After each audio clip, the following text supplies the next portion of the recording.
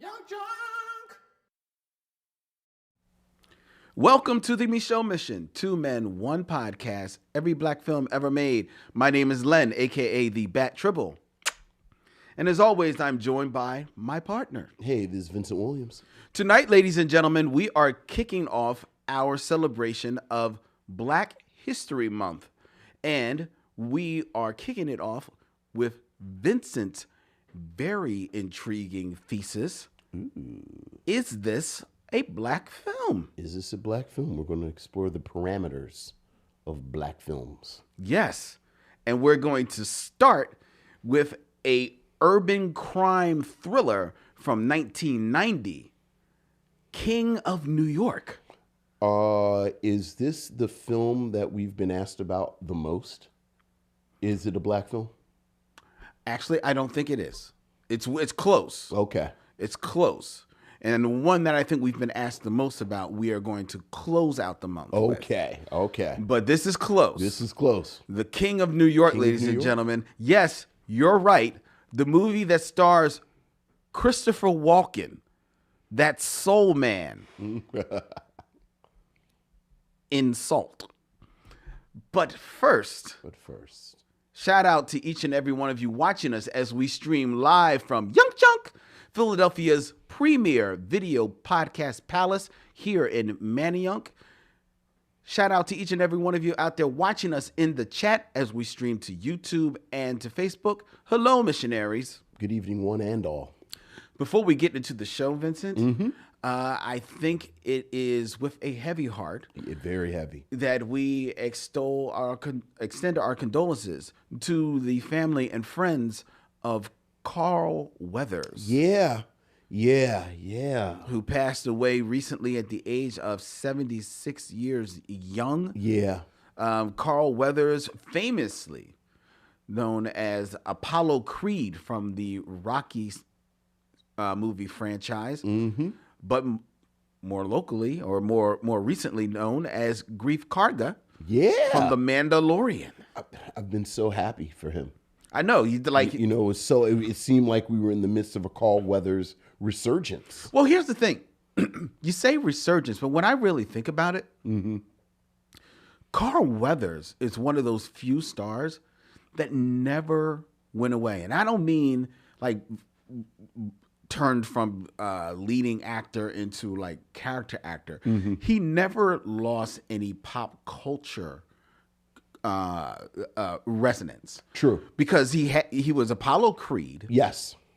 And then not long after Apollo Creed, he is forever known for the Predator movie. Yeah. yes. You know, indeed. I mean, like, you know, two men can't clasp their hands together. Clasp their hands. Without one of them saying, I'm Carl Weathers. Exactly. We do it. Lynn and do I it here. Lynn and I do it when we text. And he beats me to the That's punch right. every time. That's how we show that we have come to an agreement about whatever it is that we were talking about, debating, discussing. The official end of the conversation is the posting of that meme of the Arnold Schwarzenegger arm and the Carl Weathers arm clasping hands. Exactly. And then I very quickly say, I'm Carl Weathers. Yep, right. That's because I'm too busy trying to figure out what was his name in the movie. I know. But it was Dylan. Yeah, Dylan. Dylan, you son of a bitch. Okay, but so for generations, he's Dylan from Predator. But then he's also Go ahead. Chubbs Peterson and Happy Gilmore. About to say Happy Gilmore, who Adam Sandler wrote a very nice little note about it, about how much Carl Weathers meant to him. Yeah. I mean, and that, you know, is a role that, you know, lived on in memes forever. And then, I mean, it doesn't stop because he actually was Combat Carl in the Toy Story franchise. That was him. Right? Yeah. Right? And he was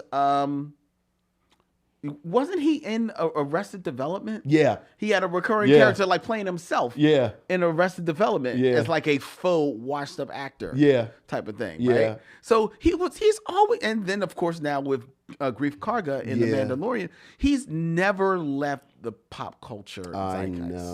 I know. Which is why, if you had told me maybe 20, 25 years ago, if he, passed away way too young. Yeah. I'd have said, of course, we would have felt it, but I don't think it would have resonated as much as this did. There were people from all stages of life, Gen Zers, who actually, oh my God, Carl Weathers. Absolutely. Absolutely. It's fascinating because he has. And I didn't even mention Action Jackson. You didn't even mention Action Jackson.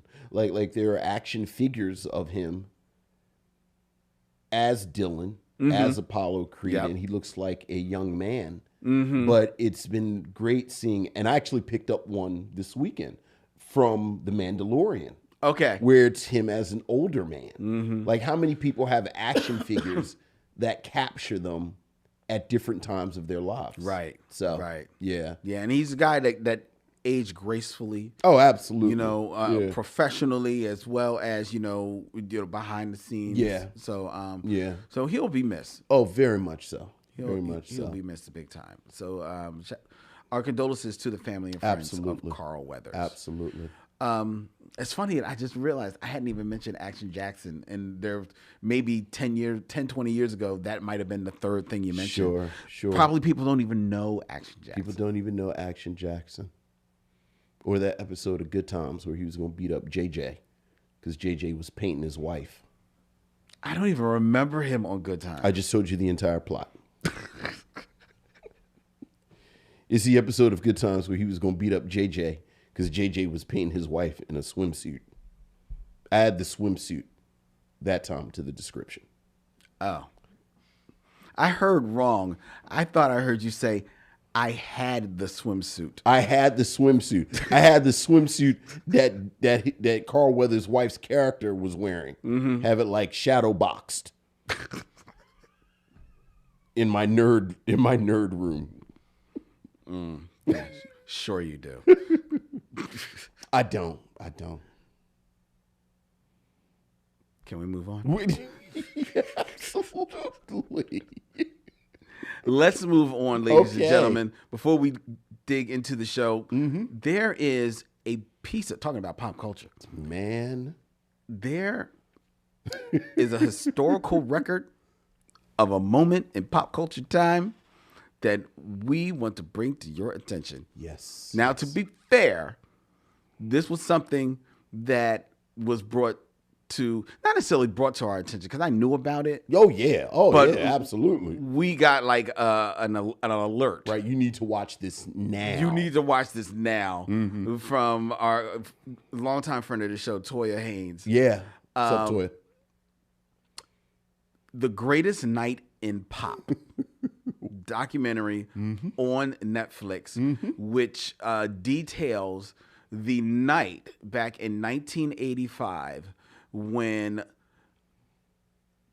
about 40 pop stars at least got together and produced in one night. Yeah.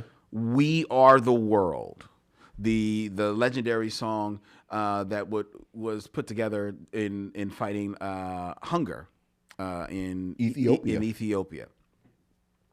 This is a documentary where they gather a lot of the stars that are still with us from that day, and they tell their recollections of just the recording.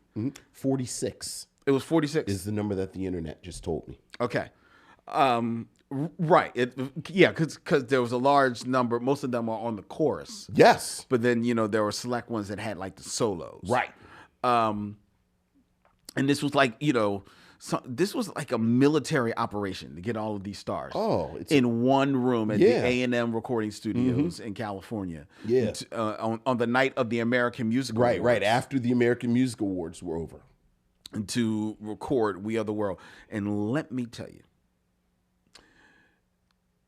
Toya never steers us wrong. When she tells us we need to watch something, we need to watch it.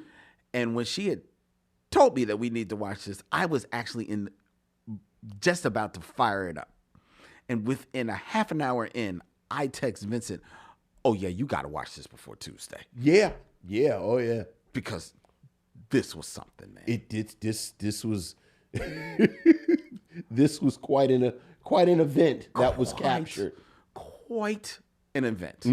Now, and I've heard lots of talking about this. You know, it's a famous night. It was Lionel Richie. It was Michael Jackson, Bruce Springsteen, Stevie Wonder, Ray Charles, Tina Turner, Diana Ross, Cyndi Lauper, Huey Lewis, Kim Carnes, Daryl Hall, Steve Perry. Yeah, I mean, Dionne Warwick, Al Jarreau, Bob Dylan. I mean, it really was. All produced by Quincy Jones. Yes. An amazing night that was put together on the impetus, inspired by Bob Geldof, who had done, I think, like a few months earlier. Right? Do they know it's Christmas? Before, do they know it's Christmas? And Harry, but do they know it's Christmas was for hunger in Africa as well. Oh yeah, right. Absolutely. And Harry Belafonte saw that, so he was inspired. Like, hey, we need to do this. But something that the documentary doesn't pick up on. Harry Belafonte says we need black artists to do a song for these black people. Right, because if you look at who made up the I don't know, not Band-Aid, but whatever it was called in England for the Do They Know It's Christmas, it's the vast majority are white English singers. Right. Which, to be fair, that's Bob Geldof. He was that's his crowd. Yeah. So he went to who he knew. Right. And as you said, Harry Belafonte said we have white people singing saving black people. We need to have black people singing to save black people. Right. And he went to Lionel Richie's manager. Yeah. He went to Lionel Richie's manager to see if they could make this happen. Who was a big name, and they made it happen.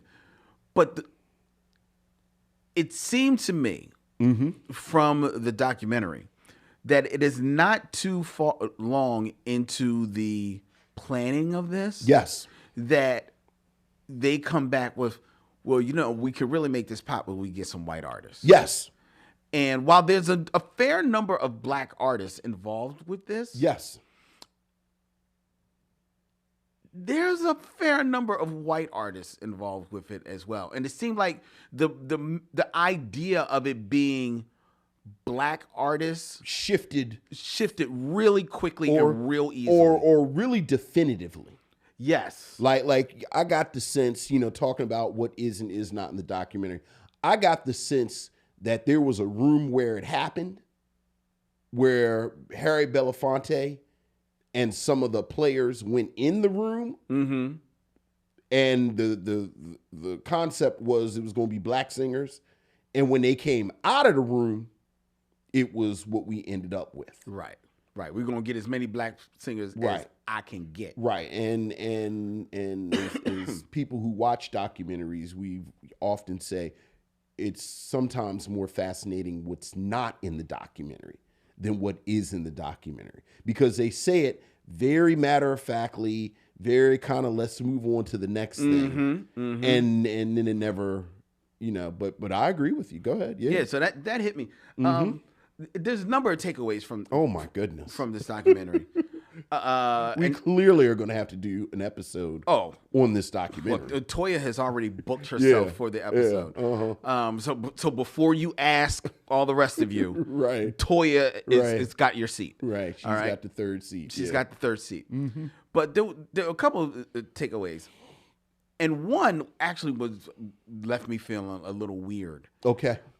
Because I felt bad for the way they used Sheila E. Of course. Why would you feel weird about that? No, well, okay, I guess weird's not the wrong word. Yeah, I felt bad for the way they literally. Lionel Richie goes to Sheila E. Basically trying to get her to come to be part of the event. Sure, but it is solely. And Sheila E. is a huge star at this moment. Glamorous Life, her biggest song, is a huge hit. But she's a new star. But she's a new which star. I think there's a bit of that dynamic as well in this room. Like, who are the established stars, and then who are the new stars who are just kind of happy to be there. Well, fair. But to that point, Sheila E. is definitively the newest star. And everyone else is established. Yeah, Sheila E. is the newest star. I mean, she's brand new. Yeah, absolutely. And you know, and he gasses her up a little bit. Yeah, we want you to come and sing a verse. Right. You know, and to be clear, when we say sing a verse, part of the politics of the song, I'm assuming everybody in here, everybody listening to this has heard We Are the World. If you haven't heard We Are the World, go listen to We Are the World. And what you see is of the 46 singers, it's less than a dozen who get to sing a line. It's a little more than a dozen, but you're right. It's not not near as much. It's about a third. It's about a third. I mean, is their own line? Well, they actually take a stanza and are singing like moments words of the right. Yeah. So it was a bit of an honor to have that say you were going to have your own bit spot exactly. And they told Sheila E. that she was going to not they. Lionel Richie told Sheila E. And Lionel Richie, it should be noted, is one of the orchestrators of this, one of the lead orchestrators. Right. It's him and Michael Jackson and Quincy Jones. And then Quincy Jones is producing. Is the producer. Yeah. So he basically tells her that, you know, she's going to be one of the singers. And do you think we can get Prince? Right. And this is all because of, if you don't know, Sheila E. started as a protege, more or less, of Prince. And at that moment was still very much, even though she was making a name for herself, very much still defined by her relationship with Prince. It's still as part of his band. Right. Her look, they basically dressed the same. Sure. You know what I mean? And they were good friends. They were good friends. I think at one time they dated, but by this moment they were more, partners. Sure. And the documentary, this is one thing I will credit it with, leaves in there when Sheila E. basically notices they're just keeping me around. Exactly. Hoping that Prince is going to show up. Exactly. Even though she already knows he's not coming. Exactly. Because Prince had made clear he didn't want to participate like this. Prince said that he would write a song, and he did write a song. Like, if you have the We Are the World single, the B-side is For the Tears in Your Eyes, which he wrote for them. But he said, I don't want to sing. I don't want to do this. And they kept trying to get him in there. Yeah, he's like, no, I'm not going to. Right. I'm not going to do it. So I actually thought that was interesting that they didn't leave that there. Yeah. Leave that bit in there. It was not interesting that they didn't mention the fact that Prince wrote a song for them now.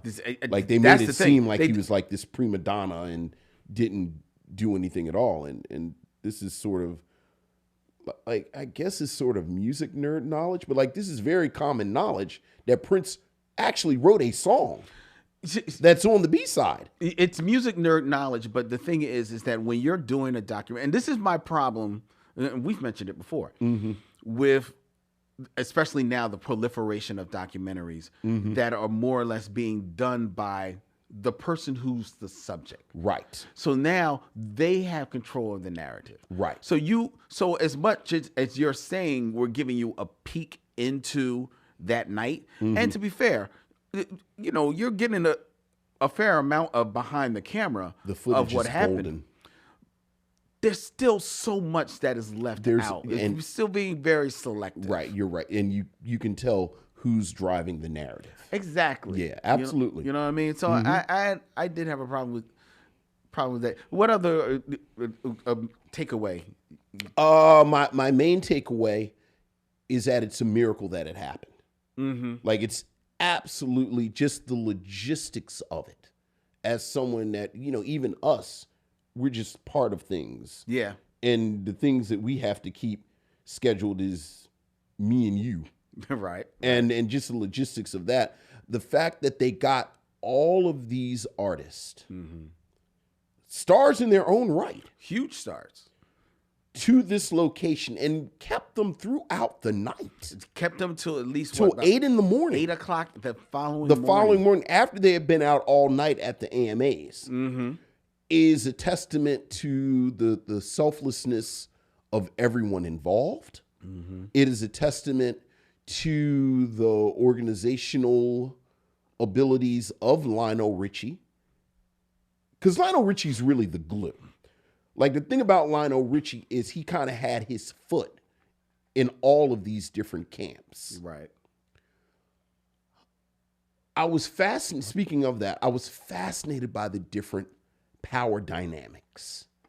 Like, you had the Motown crew, you had like the MTV crew. So the Motown crew, Smokey. It's Smokey, Diana Ross, Michael Jackson, and Lionel Richie. You've got the pop crew, which is Lionel Richie, Michael Jackson, Cyndi Lauper, all of that. You've got the old guard, which is like Bob Dylan, Ray Charles, Quincy Jones, Dionne Warwick.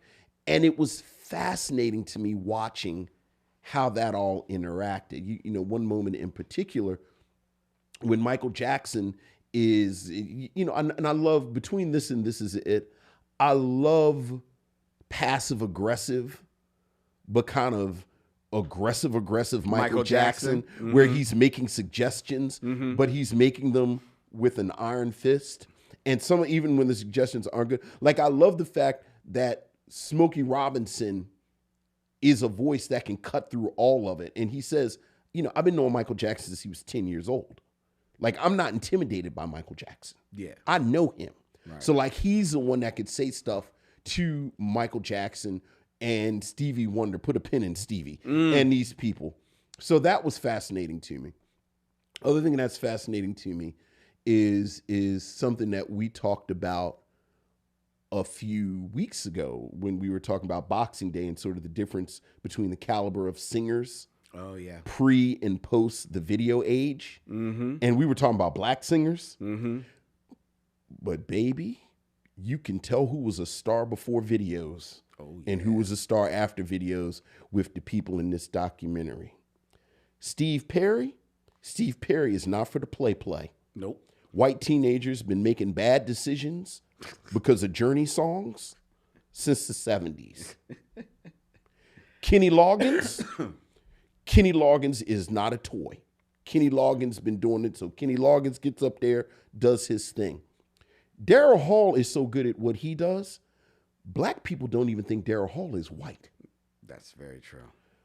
But then there are those singers that were there who became MTV famous, and they were not Daryl Hall or Steve Perry or Kenny Loggins. Are you talking about Hugh? I'm not talking about anyone in I know exactly. That's not fair. I'm Because there's only really one person, I think. Or maybe two. Or maybe three. It was that whole little crew. That was a tough crew. But that's my point. That's point number 2. Point number 3, and we've talked about this one before because we actually talked about this when we reviewed Ray. And we talked about Ray standing in there. And at one point, I think like Bruce Springsteen says, seeing Ray Charles walk in is like seeing the Statue of Liberty. Because, Ray Charles is like a star to them. Bruce Springsteen is another one. Like, I'm not a big Bruce Springsteen fan, but he know how to work that gravel. Yes, he does. Like, he know how to work that gravel. And you talk about at the awards, he had literally just got off a tour. Just got off the plane. But you know what? I'm Bruce Springsteen. I was born to run. So I know what I'm doing. Yes, he was. There is a part of this documentary I laughed so hard. Stevie Wonder made a suggestion that they should sing some of the song in Kiswahili. Yes. So just let that sit there. So you know how Stevie do. And I knew this because, again, we talked about it. This because, Ray Charles is the one that had to shut it down. Mm-hmm. There were two things that came out of that I didn't know, though. Again, this is a room filled with stars because the way it worked logistically, the studio space is small. Yes. So there were no assistants in the room. There were no managers in the room. There were no backup singers in the room. These were just the actual stars in the room. And they were in the room. They weren't like basically allowed. I think, Randy Jackson, LaToya Jackson were in there. But everyone else, like, you had gotten an invite and you were in the room. Mm-hmm. Stevie Wonder makes this suggestion, which, frankly, is a little ridiculous, to start singing in Swahili. Even when, some people point out, Stevie, they don't speak Swahili in Ethiopia.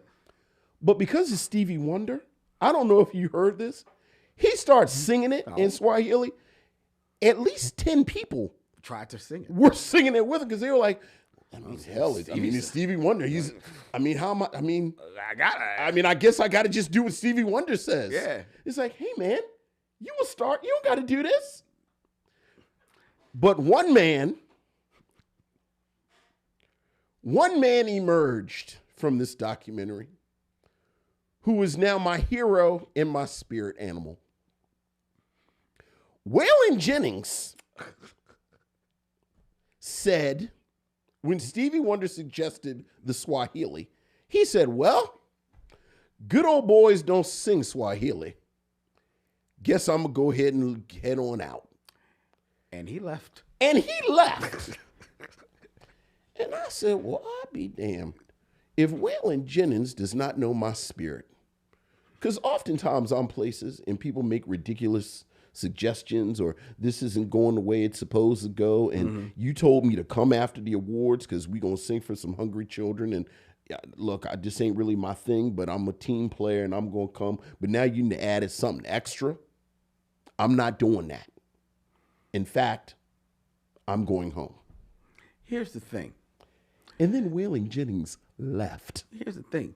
In 1985, do you think they even noticed that Waylon Jennings left? I mean, they invited him. I don't think they noticed he. Look, Willie Nelson was still there. Look, that's really who they wanted. Waylon came because Willie was too high to drive. The funny thing is, I looked up the AMAs that year. He was nominated for something. He was doing. He's always nominated. He was big because the AMAs have to do a country thing. Right. They only know 3 country My artists. My point is that spoke to me.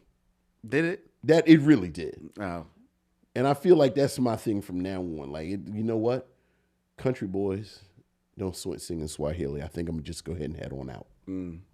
Yeah, there's some parts about this we're going to have to save for the episode. Yeah. One part, I'm just going to say, Al Jarreau. M.F. Jarreau. Al Jarreau, my other spirit animal. We will save it for the episode. He was my other spirit animal. We will save it for the episode.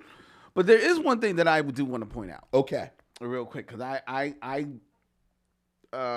put an exercise on myself. Okay. Because I did feel some type of way. I felt for Harry Belafonte because, I'm a huge Harry Belafonte fan now. And it is a great moment. They break out into an impromptu rendition of Day Out. Yes. In honor of him. Because he is there. Yeah.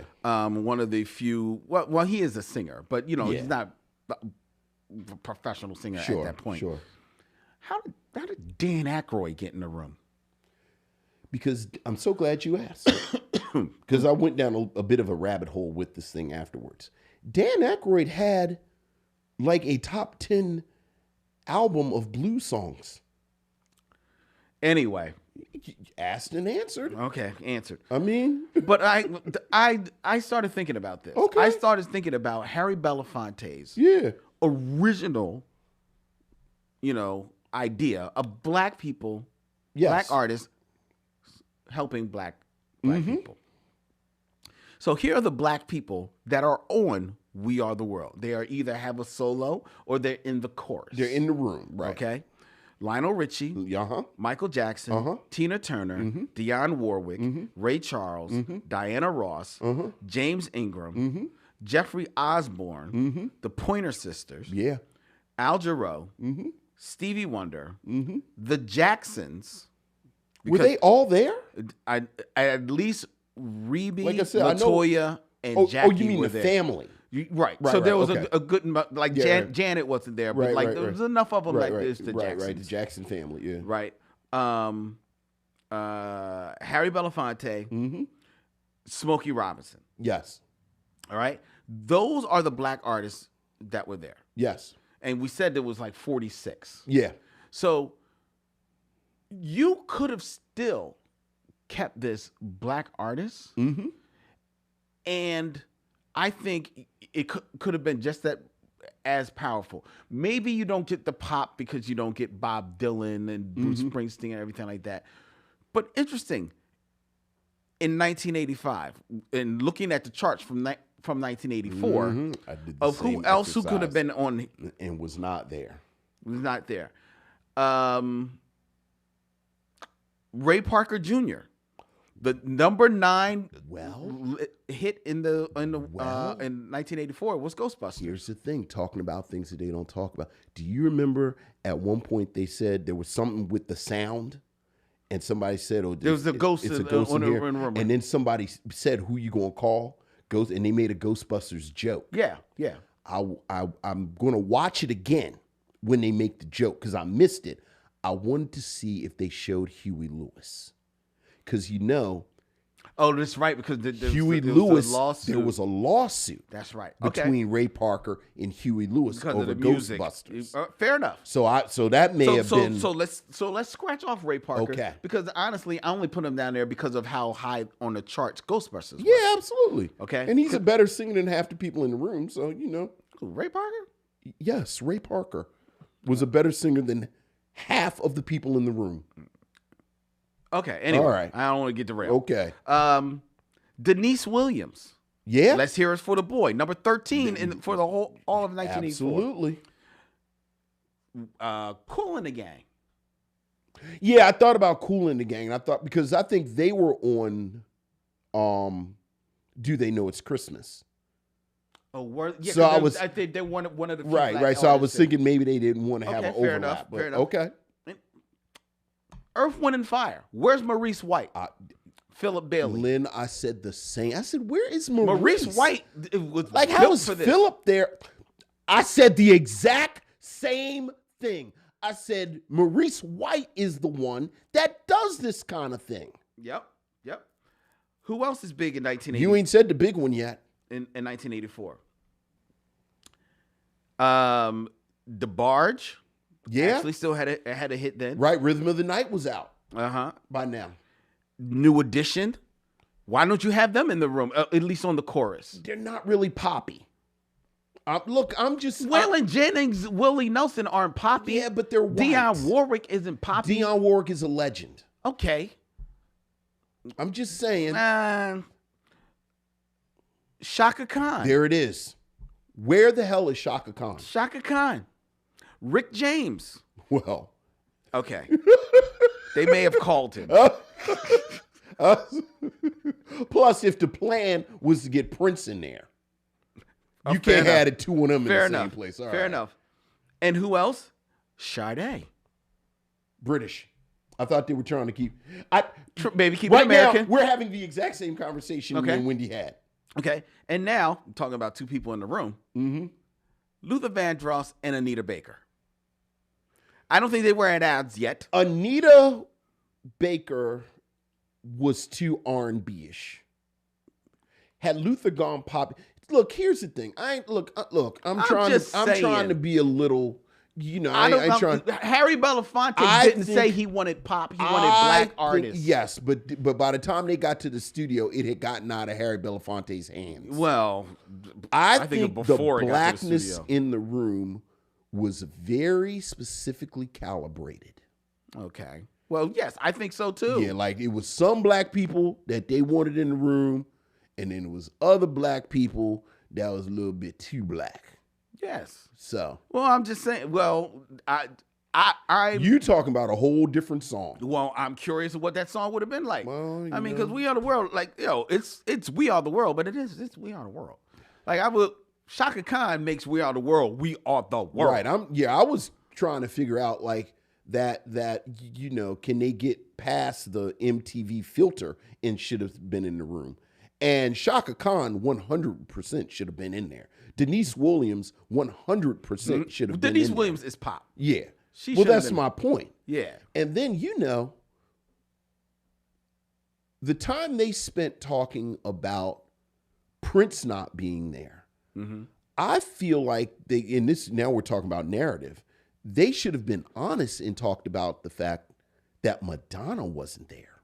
That's true too. Which, if you read up on it, that's a whole deal. Right, because they only pay lip service to that because they talked to one person, one of the people that was like putting it together, and they I think they make mention like, so and so wanted Madonna, but certain people wanted Sydney Lauper. And apparently you can have both of them in the same room. Well, they went with Sydney. Yes. Cindy. Yes. So is it? It's a fascinating documentary. It's a fascinating documentary. It's already sort of running out. We're like, we could talk about this all night. Right. And one night we will. Yeah, let's leave this for, like you said, we'll episode. Leave some on. There's meat on the bone. I mentioned it before. If you're interested in this, I feel like on Reading Rainbow, if this is interesting, you go to your local library. Let's see, because there's a fantastic article that I think was in Rolling Stone. Like I said, we talked about it on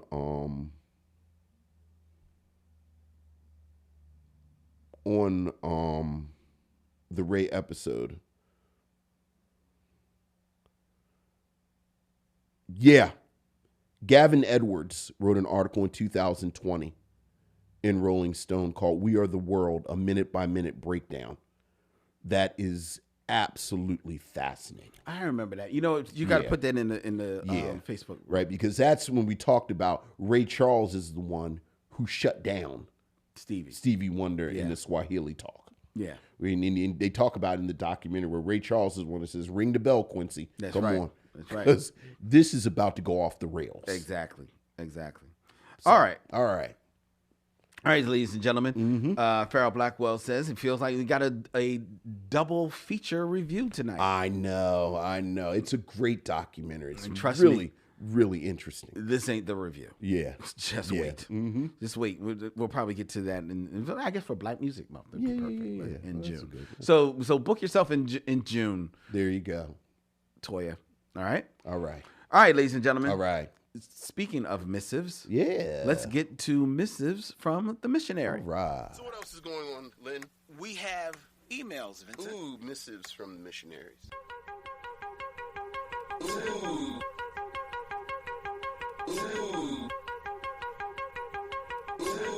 Missives from the missionaries.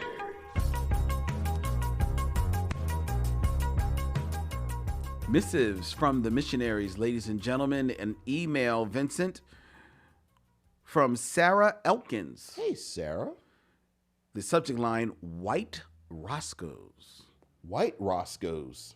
Hi, I'm listening to your Welcome Home Roscoe Jenkins 2008 episode, and I heard y'all being a little surprised during the top 5 Roscoe's about white actor Roscoe Bourne, him of, I think, One Life to Live.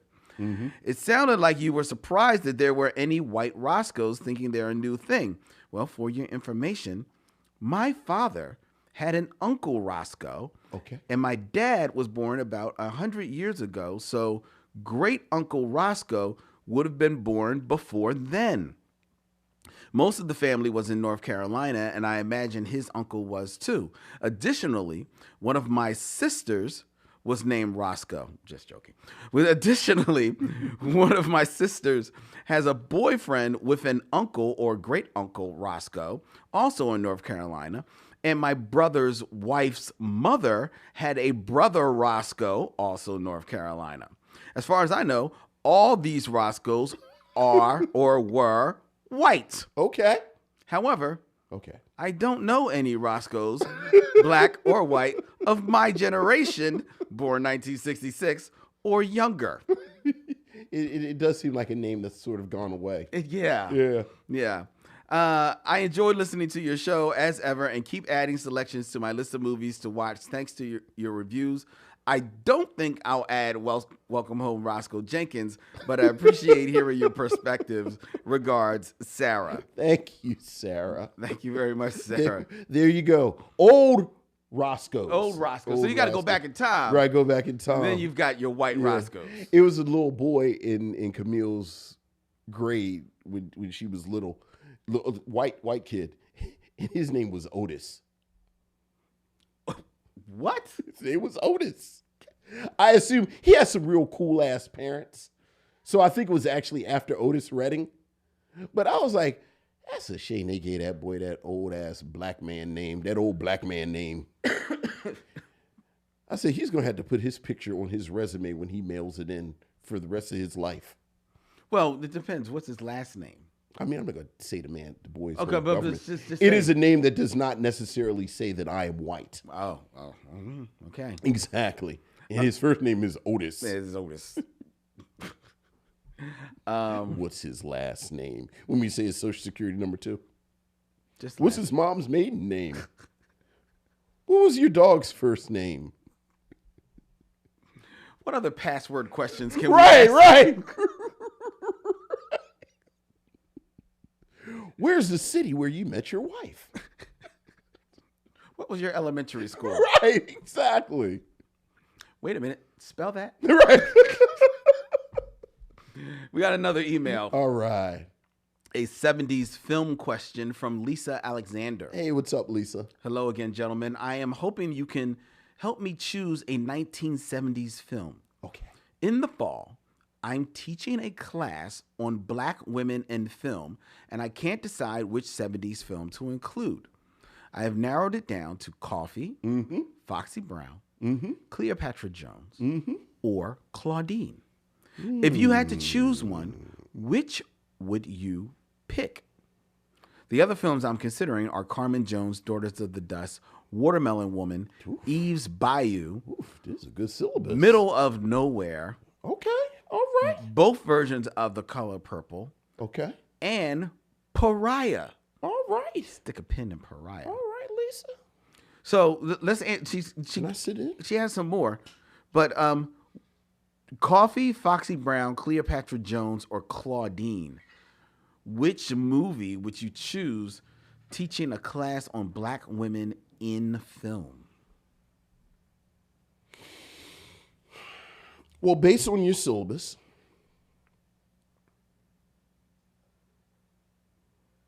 Yeah, you're the academic here. I'm trying to think how I would teach these films. I think the challenge with Claudine, which is clearly the best film in everything that she said, is that I don't know if Claudine, by design, is representative of black women in film in the 70s. Like, it really is its own thing. Whereas,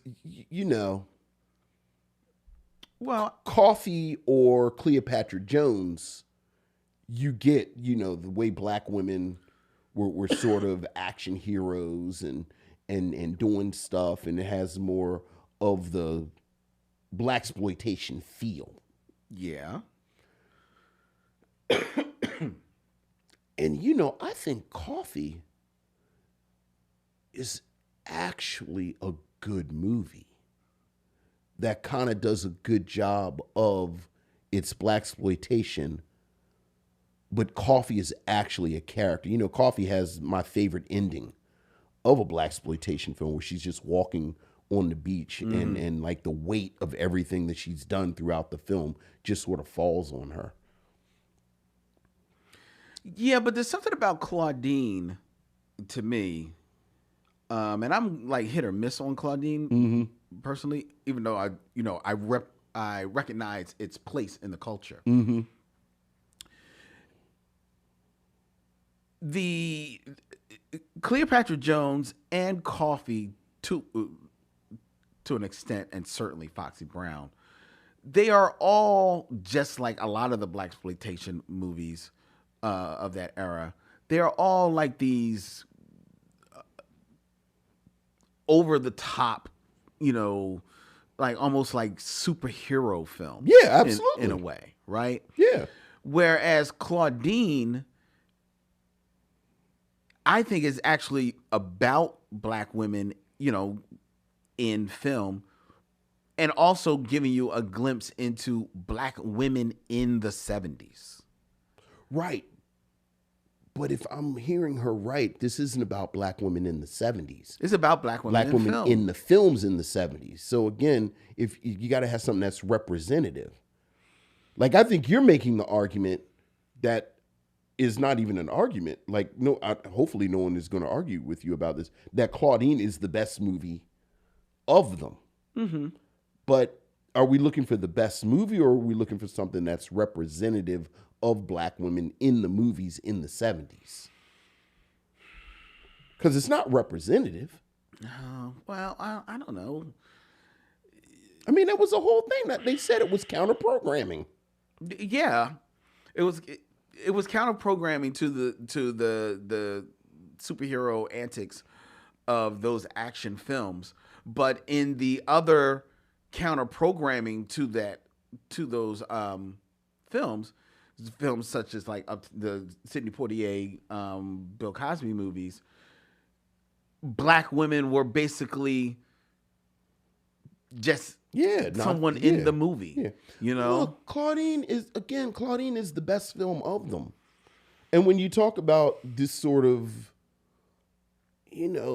almost naturalistic depiction of black womanhood in the 70s, besides Claudine, like off the top of my head, like the best representation of black, Black Girl. I was thinking about Black Girl.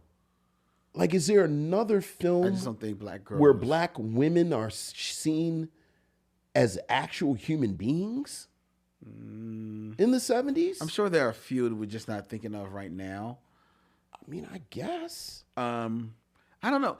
I mean, so you're saying Coffee. I would go with Coffee, but again, I am assuming that those other films that she named are also on the syllabus. I don't know.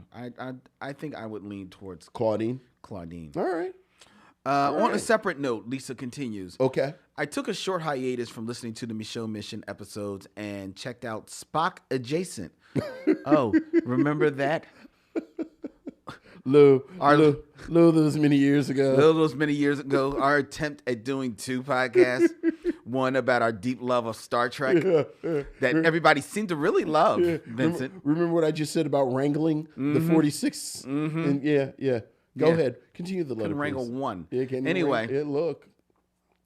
I howled with laughter as Len's mind was blown over the revelation about Ash and the truth about Lorca. Oh, yeah. I'm trying to remember what it was that I was blown away by. I don't remember. Ash, Vox, and the truth about Lorca.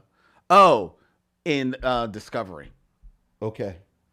In the truth, because Lorca was from the Mirror. From the Mirror, and I called it. You called it. Yeah. I remember that. Right.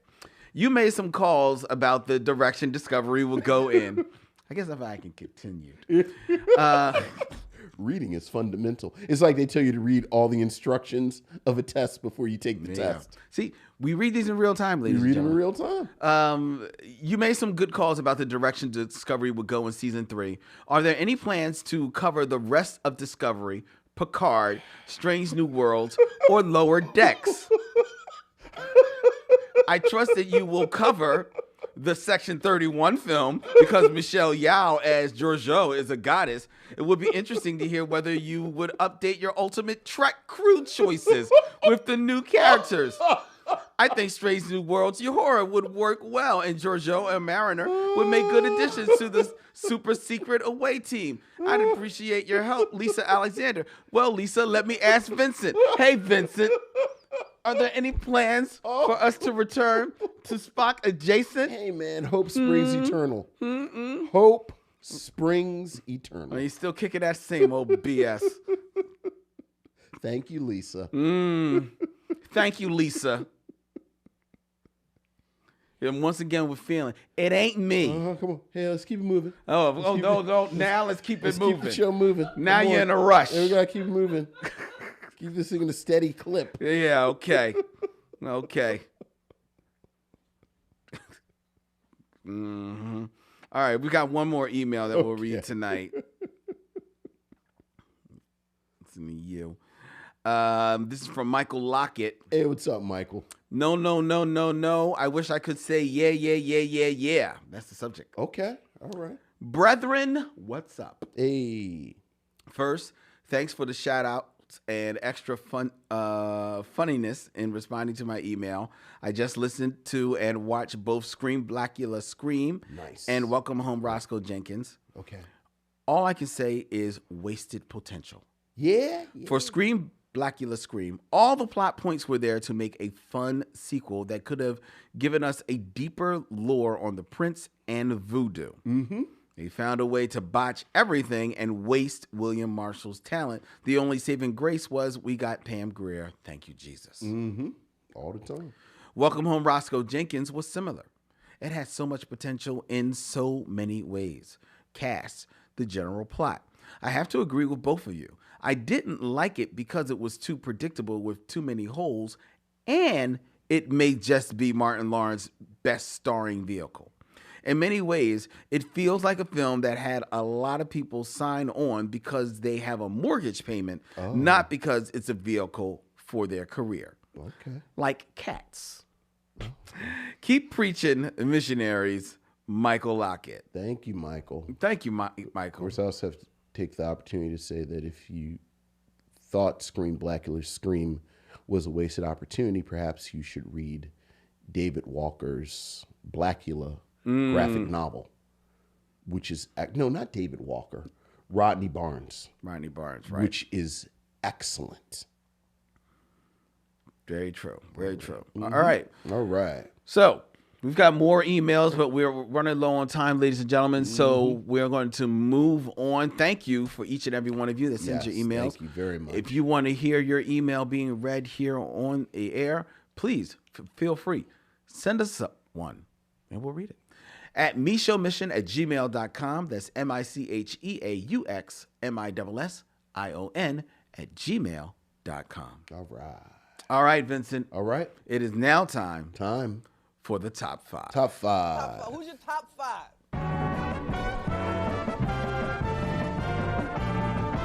My top five is. My top five is. My top five is. My top five is. My top five is. Top five, ladies and gentlemen, where I give Vincent a list and he gives me and you his scintillating thoughts on them. Scintillating. In theme, Vincent, we are reviewing 1990's King of New York. Yes, we are. Starring Christopher Walken. Yes, it does. As some would say, maybe a problematic king, quote unquote. Maybe. Of New York. Yes. We shall see when we get to a review. Mm-hmm. So for the top five, these are the top five other dubious kings. Dubious kings. All right. All right. Number five. Number five. From 1975. Okay. The Man Who Would Be King. Are you Okay. familiar with this film? I've heard of it, but I didn't. Oh, you never saw it? Yeah, I never saw it. It's an adventure film based on the novella of the same name by Kipling. Yeah, Rudyard Kipling. Mm-hmm. And adapted by the noted director John Huston, stars Sean Connery and Michael Caine. Okay. The film follows two rogue ex-soldiers, Connery and Caine, former non-commissioned officers in the British Army, who set off from late 19th century British India in search of adventure and end up in far away Kafiristan, where one is taken for a god and made their king. Oh, Lord. Yes. That's Kipling. That's Kipling. This sounds like Kipling. That's Kipling. Uh-huh. Never found a story where you couldn't take a white man. Look, and make him a king over some brown folk. Pretty sure Rudyard Kipling is the one who came up with the concept of the white man's burden. That white people should rule the earth and take care of the earth by ruling the earth because they're better and smarter than these brown savages. So that does sound right. It sounds on point. Sounds like on brand. It's a good movie, though. It sounds like a good movie. I've seen it a couple of times. It's not as fun as you want it to be. Right. But it is interesting to see Connery and Kane. They actually have a fairly good rapport. Oh, I'm sure they But do. it's problematic as hell. Yeah, I mean, just by nature of the story. This is like 1970 is probably a good time going out drinking with them. Right. But you should be ready to fight. You want to see a fun Sean Connery movie that a lot of people, I think, slip on is Michael Christian, right? The Jurassic Park guy. Crichton. Crichton. Mm-hmm. Michael Crichton, Mm-hmm. The Great Train Robbery with Sean Connery and my man Donald Sutherland. Oh, that does sound fun. Oh, it is so much fun. Okay. It is so much fun. On the list. All right. That does sound like a dubious king, though. Yes, it is. Number four. In our 4. listing of the top 5 dubious kings. Mm-hmm. This is from 1989. Mm-hmm. It's a film, Farewell to the King. Okay. An action-adventure drama written and directed by John Milius that stars Nick Nolte. Hiding in the wilds of Borneo, Leroyd, a.k.a. Nick Nolte, Okay. is adopted by a head-hunting tribe of Dayaks Oh, for God's sake. who consider him divine because of his blue eyes. Yes. Obviously, he's a god because of the blue eyes. Yeah. Before long, Leroyd is the reigning king of the Dayaks. Sure. When British soldiers approach him to rejoin the war against the Japanese, Leroyd resists. But when the invaders threaten his own tribe, Leroyd decides to fight for their rights and to protect their independence. Well, God bless him. As the king of the Dayaks King of the Dayaks. in So Farewell to the King. farewell to the king. All right.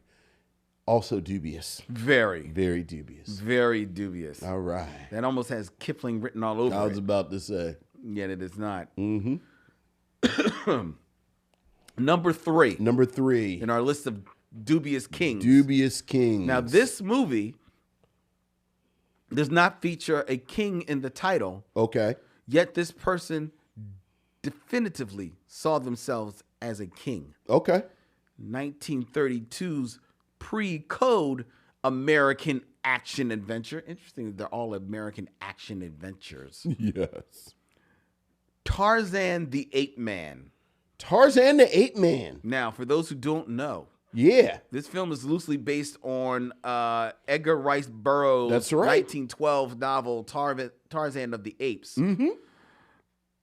James Parker and Harry Holt traveled to Africa on a quest for the legendary elephant burial grounds and their ivory. Mm-hmm. They are joined by Parker's daughter, Jane. Holt is attracted to Jane and tries somewhat ineffectively to protect her from the jungle's dangers. The expedition encounters an attack from both hippopotamus and crocodiles. When the mysterious Tarzan wards off the attack, but abducts Jane. Yeah. It is terrifying to Jane at first, but a relationship develops, and she finds herself, and I quote, happy Well, he introduced us with Tarzan. to some jungle love. O-E-O-E-O. O-E-O-E-O. A tribe of aggressive dwarves Here we go. captures the Here we go. expedition, Here we go. and Jane sends Tarzan's chimpanzee Cheetah to ferry back Tarzan to the rescue. Famously, in this film, the tribe of African dwarves portrayed in the film, made to look like pygmies, Yeah. was actually a cast of several white men. midgets Yeah.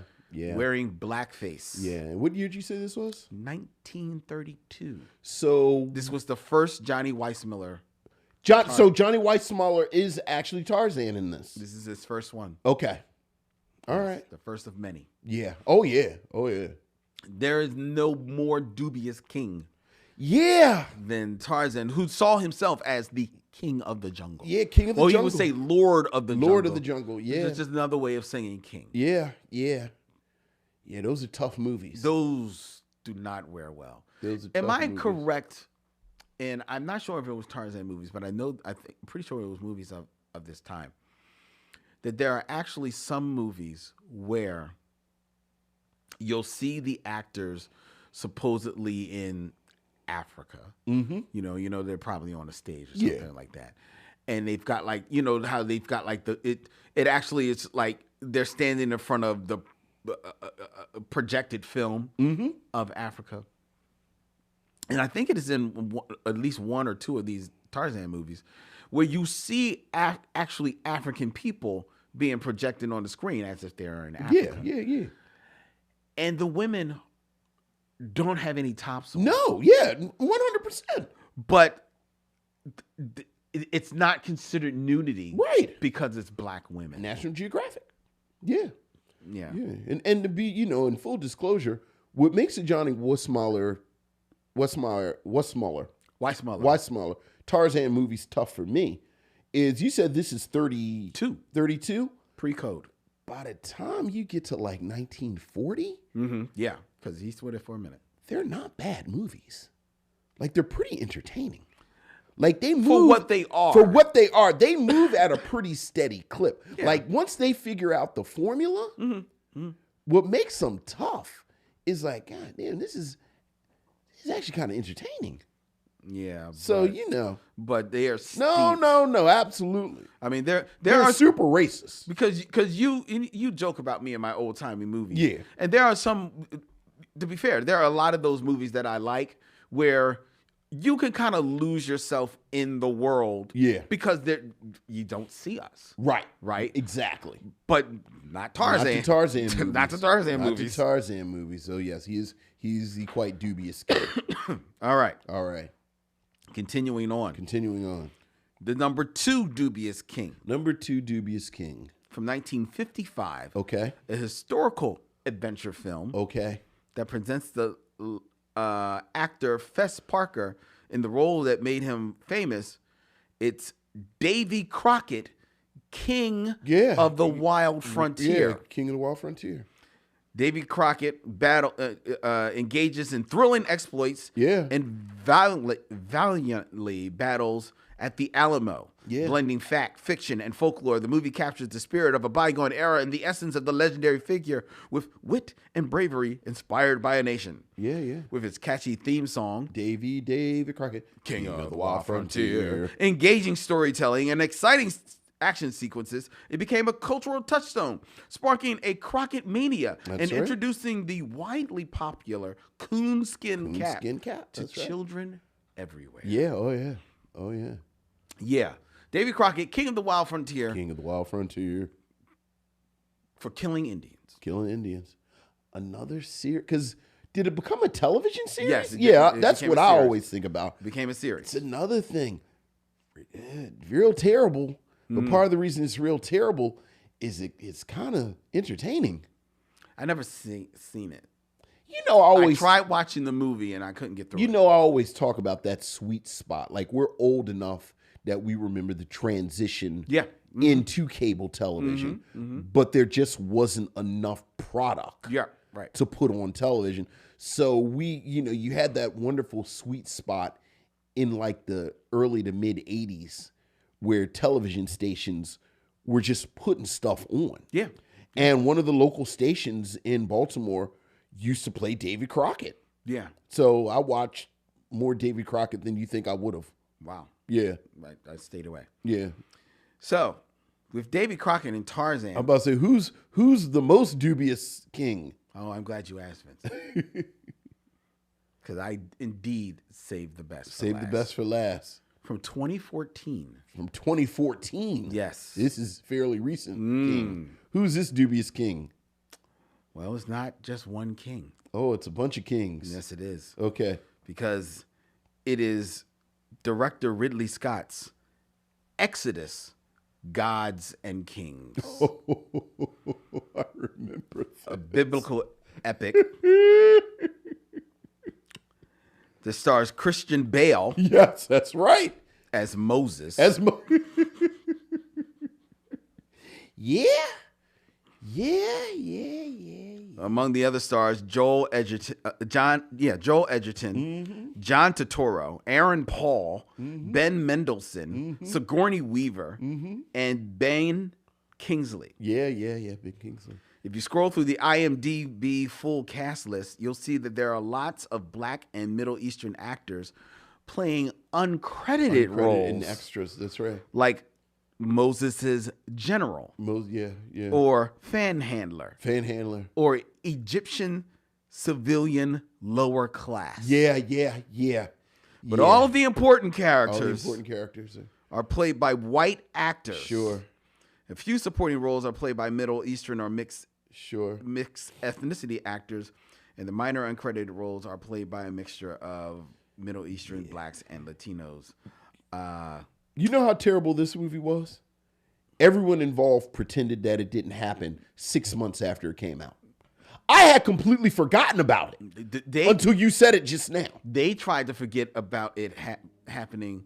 You were talking about 6 months after it came out. Before it came out. Yeah. Because the backwatch. Yeah. Because when the first trailer hit, Yeah. people were like, oh no, this is some bullshit. Yeah. You know, I like Christian Bale. Yeah, I don't like him that much. I don't like him that much. I mean, like, you know. Look, y'all had y'all shot for this type of thing with the 10 Commandments. Exactly. You had Charlton Heston. That's right. And remember when they came in, they pointed all the black people and said, look, it's the Nubians. But yeah, we're not doing this. I mean, dog, even the animated movie, The Prince of Egypt, it was a little swarthy. at least It was a little swarthy. tried to course correct. Right. The Prince of Egypt cartoons, if they tried to get on a plane, the TSA would say, oh, we've chosen you for a random search. Yes. Yeah. Yes. You. Right. The collective you. Right, the collective you.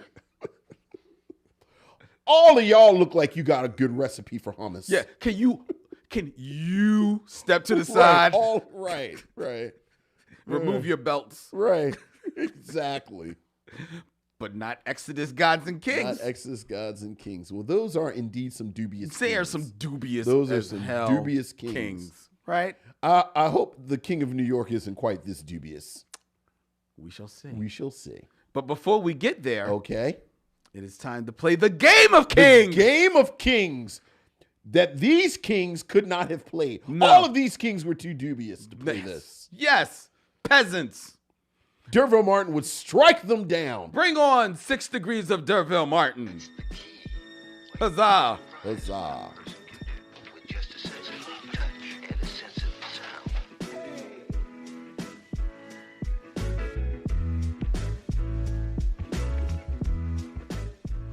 6 Degrees of Derville Martin, ladies and gentlemen, where Vincent has 6 movies or less to connect that king of 70s cinema. That's right.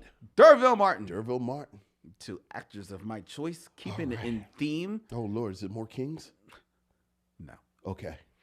But we are reviewing King of New York, which stars Christopher Walken tonight. Yes. So Vincent, in 6 films or less, connect Derville Martin to Christopher Plummer. Oh, a Christopher. Gotcha. All right. Well, see, the thing about Christopher, you can actually do Christopher Plummer really quickly. You can. Because he's in both Inside Man and Malcolm X. Is he in Malcolm X? Yeah, remember, he's the priest that he that's argues right. with in jail. That's right. But let me see if I got enough to get to him. Okay, so Derville Martin is in Guess Who's Coming to Dinner with Sidney Poitier. That's one. Sidney Poitier is in The Defiant Ones with Tony Curtis. Oh, you remembered. Very good. Two. Well, Tony Curtis is never the problem. The problem is when Tony Curtis is in Some Like It Hot with Jack Lemmon. Okay. Is that your 3? That's 3. Okay. Jack Lemmon is in Grumpy Old Men with Anne Margaret. That's 4. Anne Margaret is in. Oh, I'm going to run out because I would need 7. I was going to say Anne Margaret is in Bye Bye Birdie with Dick Van Dyke, who's in with Julie Andrews, but that's 6. That's 6. If I had one more, I could get to Sound of Music. Sound of Music. But I don't have enough, so I'll just say that that he's in 5 on the Black Hand Side with Dick Anthony Williams, who's in Mo Better Blues with you mean hell, let's just say Giancarlo Esposito. Okay. And then Giancarlo Esposito is in Malcolm X with Christopher Plummer.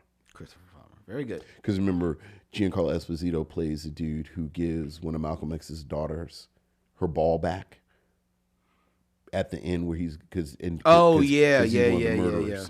That's right. Yeah. That's right. So there you go. Forgot about that. That's Christopher Plummer. Very good. I bet if I could probably slice out somebody and get to Sound of Music. Because it's so weird to me he's in Sound of Music. Because he looks so eerie and evil. And he actually is bored. In Sound of Music? He is absolutely bored in that movie. He said he was so ready to be done. Yeah. All right. Very good, Vincent. All right. All right. Next. In 6 films or less. 6 films or less. Connect Derville Martin. Derville Martin. to Christopher Lambert. Christopher Lambert. See, think about him. I only know of 2 movies he was in. He was in more than 2. I mean, I'm sure he was in more than 2, but I only know of them 2. One of them I'm probably going to use, but let's see, because we were just talking about You Tarzan. know 3. If you know 1, you know 3. You know Right. Who else is in Greystoke with him? This might be a dead end because I feel like it's all British people. Yeah. Who else is in Greystoke with him? Let me go. Greystoke. Speaking of Greystoke. Dubious Right. Kings, Speaking of Tarzan. none of these names are going to help you. Well, maybe one. Andie MacDowell. She plays Jane. Andie MacDowell does play Jane. What is Andie MacDowell in? Well, you know her most famous movie. Is what? You don't know it? I don't. I mean, I might if you. All right. Well, I'll just go to Highlander. No, I'll tell you her most famous movie. What? It may help. I mean, What? So you can go to a different place. Groundhog Day. Oh, she is in Groundhog Day. Well, that'll be fun because that way I'll get to use Penitentiary. So, Derville Martin is in Dolomite with Rudy Ray Moore. Rudy Ray Moore is in Penitentiary 2 with Ernie Hudson. Okay.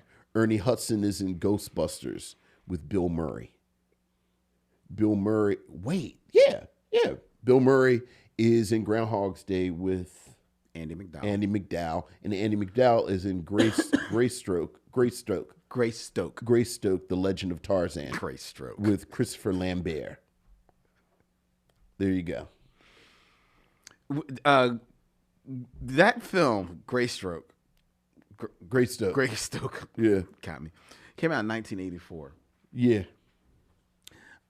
The Legend of Tarzan. Yeah. I remember when that movie came out. I remember seeing the commercials. Yes. Man, I wanted to see some Tarzan. Yeah. I wanted to see. Did you see it? I did.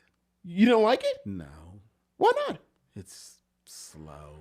It is slow. It's too slow. It is slow, but you know what I love about it, speaking of the Dubious Kings. I love that this was the first Tarzan movie where they said, you know what? We're just going to leave black people out of it. Yeah. Yeah. No, I mean, I don't think I didn't have the wherewithal to realize it when I was seeing it. I just knew that it was. And I just love the fact me. that they brought him back and they was like, yeah, his feral ass, we can't do nothing with him. Wasn't he like jumping all over the bridge? And they took his ass back to the jungle. Yep. And then the movie went off. Yep. They said, no, go get that banana.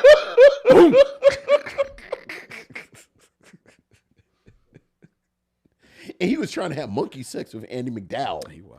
He was like, ooh, ooh, huh? Like, it was like, what is happening right there? Yeah.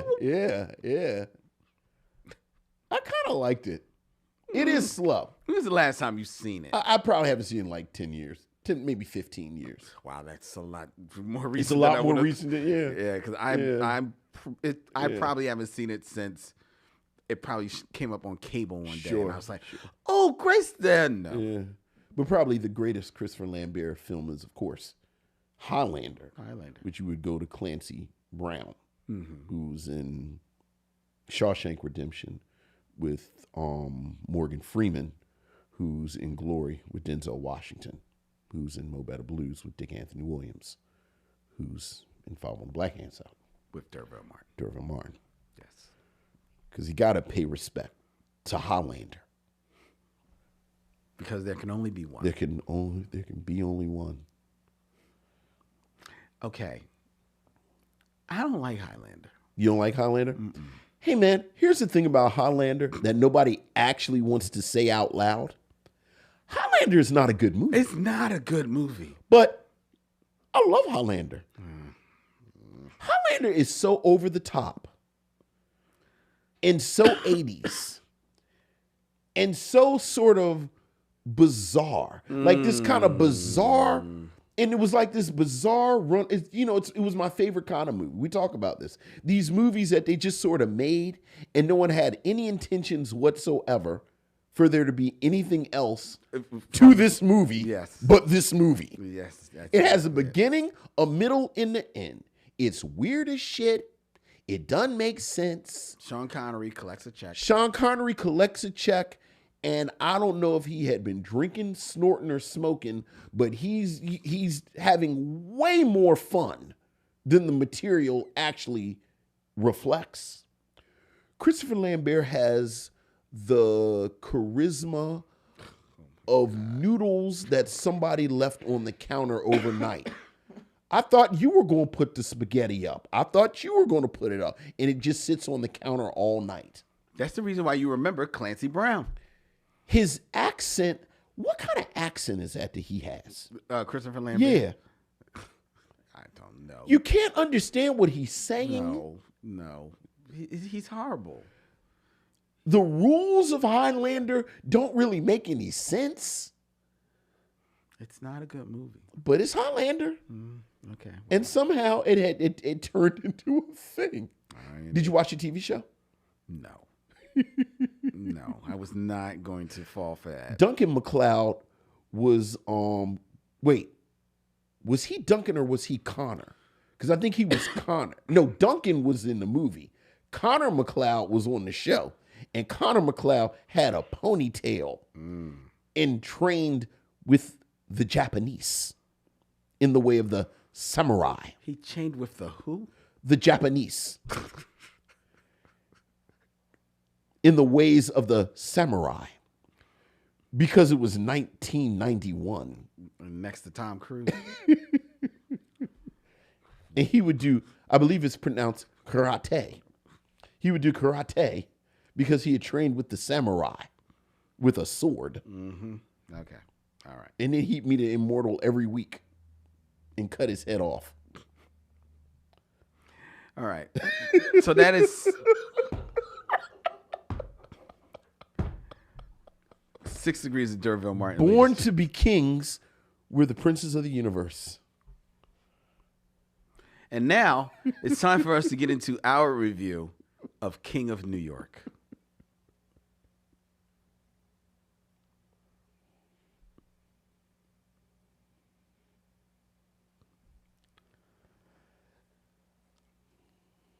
You're insane. In the ways of the samurai.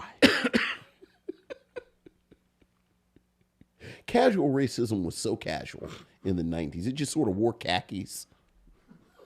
Sat around. Racism just sat around in khakis. It was so casual. The racism was so casual. Khakis and some Stan Smiths. He trained in the way of the samurai. In his khakis. And he would do like samurai exercises. It was very exotic. Are we ready, Dylan? Thank you.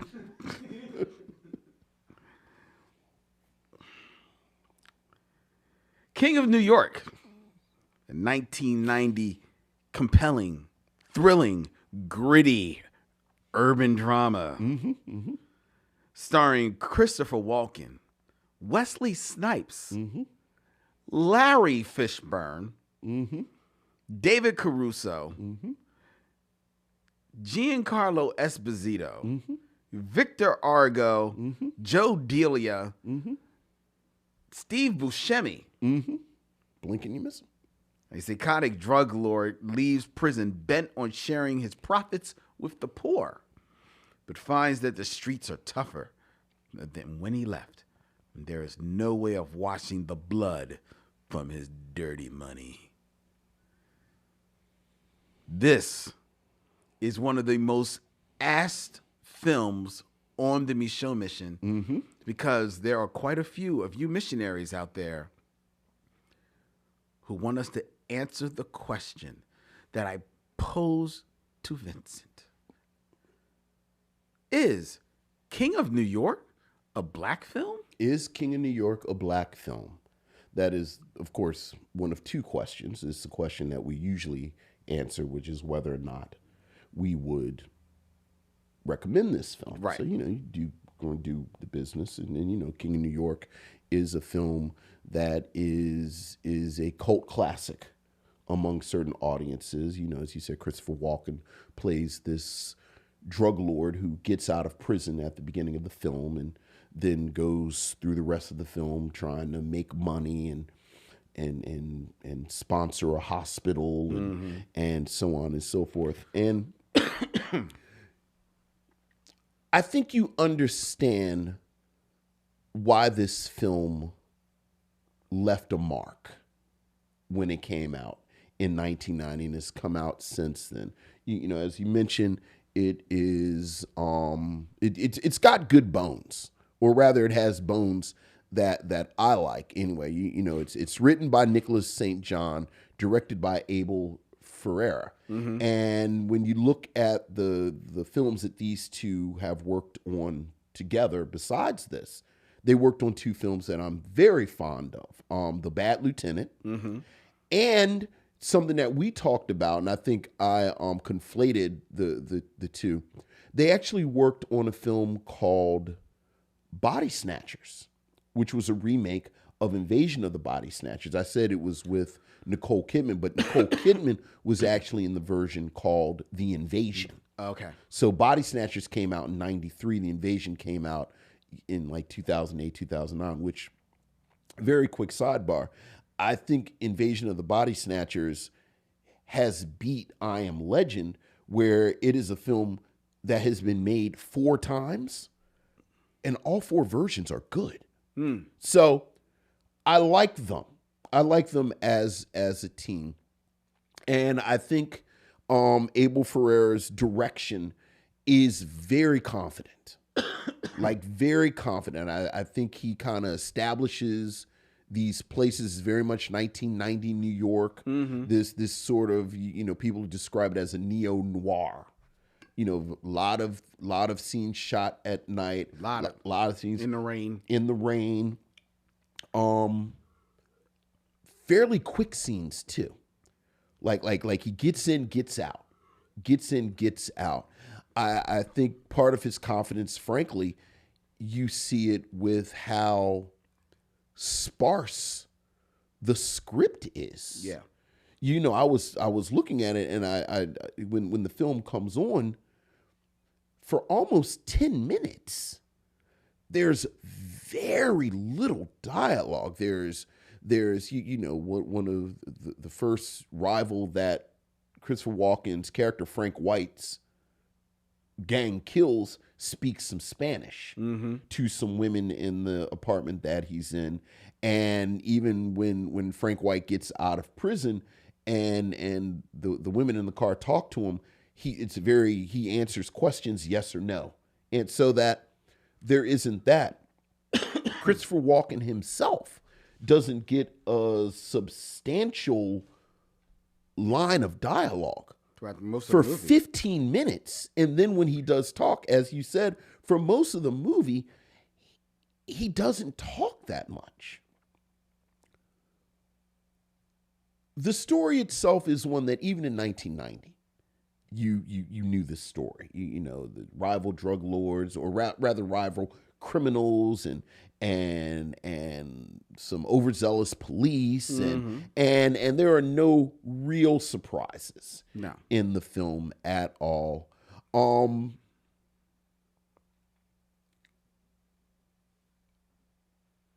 But the reason that people talk about whether or not, or ask whether or not this is a black film, really does speak to the performances.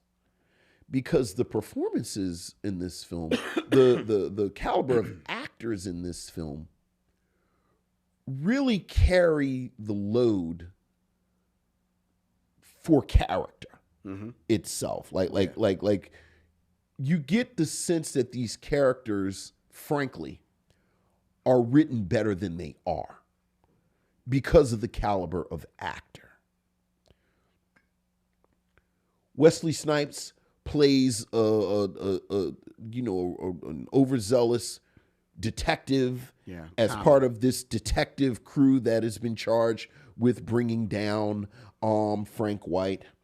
David Caruso, in a role that I think got him on a lot of people's radar, also plays one of these detectives. Giancarlo Esposito doesn't have, frankly, any real dialogue where you can hear him. Yeah, not like really. You see him talking, but he has great presence, even as a young man. Roger Gouverneur Smith shows up for one scene as a politician, but you can tell he's a politician that's a little dubious. You know him immediately. Teresa Randall is mysterious and sultry and sexy. Doesn't say much. I don't think she says anything. But she doesn't have to. She's Teresa Randall. Right. I don't know how much they paid Lawrence, or as they say, Larry in here, because he hasn't changed his name, Larry Fishburne, for this role. But he should give them the money back, because there is not one actor in this film who's having as much fun That's Larry Fishburne. as Larry Fishburne, That's very true. as Frank's hopped up Jumpin' Jimmy. Yeah. His main lieutenant. And then you have Christopher Walken, who, you know, it's interesting. You know, we think about Christopher Walken now, and he's almost become like a caricature. You know, people, Christopher Walken and the voice, and you know, everyone does Christopher Walken imitation. Certainly, he's gotten a little older. But young Christopher Walken has this wonderful presence that you buy him. You know, I think we were talking about Dubious Kings before the review, and I think, you know, one of these film tropes that you see more often than you should is the cool white guy. Yeah. And part of the way that the project lets the audience know that he's the cool white guy is because he has all these black subordinates. Yes. And 9.5 times out of 10, it comes off very false. Like, you can tell this is just the movie saying, oh, well, this is a cool white guy, and now we got these black actors around him. Christopher Walken, you believe this Frank White can actually be in charge of a gang with Lawrence Fishburne, Giancarlo Esposito, Steve Buscemi, these people who would go on not that long after this film to portray crime lords in their own right. But you believe this character who, like I said, does not have a lot of dialogue. So that I don't think this film ages as well as some of its contemporaries. Like, this comes out the same year as Goodfellas. Yeah. Reservoir Dogs comes out 3 years after this, which, when you think about this kind of low rent portrayal of low rent criminals, those are really the gold standard. And you understand why. This film is not as good as either of those films. But this is also a film that was made before those films, which I think lends it an air of being unique that, frankly, the vast majority of the films that come out after Goodfellas, after Reservoir Dogs, don't have, because everything that comes out after those films It's derivative of those. is basically two responding to that. So for that, I still land on liking this movie. Now, as a black movie, I have to say,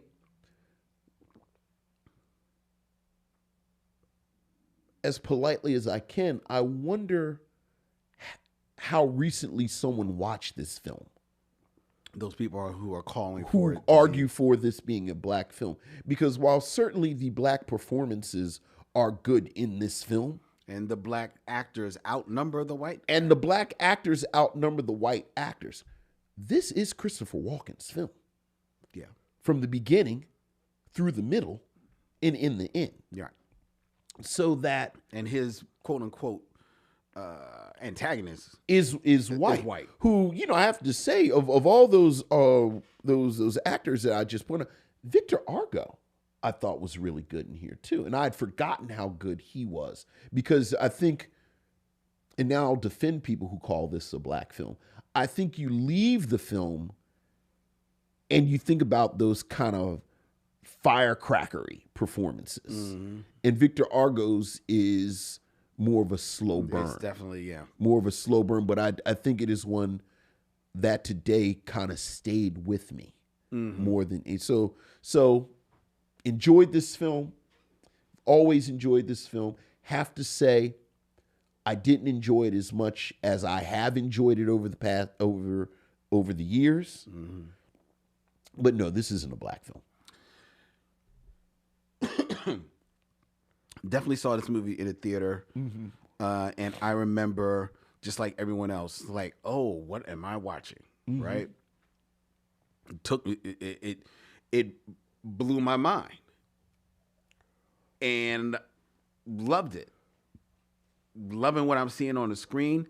In my mind, oh, this is kind of like a dope story. This guy's getting out of prison and he wants to change, but he's got to like more or less do one more job so that he can then change, So I'm like, I've seen this story before. But to your point, this is not a film that ages well, I don't think. And the last few times that I remember watching the movie, I remember not finishing it. And primarily because it's a little cringy. And what is making me cringe is, and it really hit home today watching this, it's interesting that people want to herald this as a black film because because it is steeped in that world in 1990 that, if you were of a certain age, you were finding out about that life, that drug life, that drug dealer life, flashy cars, clothes, dope rope chains and stuff like that, girls all over the place. And this film famously has a soundtrack by one of the pioneers of Philly hip hop. Absolutely. Schoolie D. Yeah. And it's his biggest hits. Yeah. And they still pop off the screen when you hear them. So it has a lot of hip hop credit to it. But watching this film today, there is not one person in this film that has any redeeming qualities. Okay. Every one of the black characters in this film are on the side of crime, except for Wesley Snipes' cop Tommy, Yeah. who goes over the top, Yeah. as cops are wont to do. Yeah. With the rest of his cop guys. So he doesn't have any redeeming qualities either. Unless you want to count that he's shown as having, being a seemingly loving father and wife and husband. Yeah. But nobody has any type of redeeming qualities. And you talk about the dialogue being so sparse. I think the dialogue is too sparse because it is so sparse that you are told what is happening instead of like feeling it. So Frank White, a name that lives on in hip hop, talk about hip hop Yeah, is one how of the about aliases that Biggie Smalls would anoint himself with. Frank White gets out of prison and he wants to go straight. Yet he's out of prison 5 minutes and he's shooting people. He's killing. I don't know if he wants to go straight. Well, he wants to. He said he wants to do good. Right, he wants to do good. He wants to do good. Yeah. And he pays lip service in the middle of the film, like, I just need 1 year. So he's kind of like setting it up that he kind of like wants to get, if not go straight, at least get out of this life. Right. I'm going to get into this life what I need.